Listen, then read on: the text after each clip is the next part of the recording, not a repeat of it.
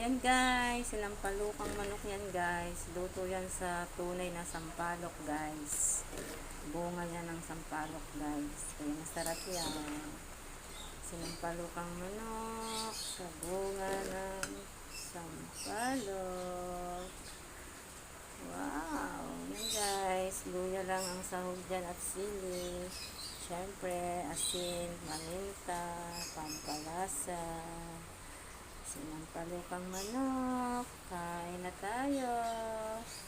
Bagay ngayon to sa bagyong Enteng.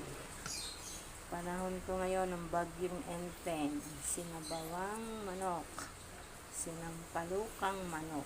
Yan. Higop tayo guys ng sabaw para sa malamig na panahon at sa bagyong Enteng.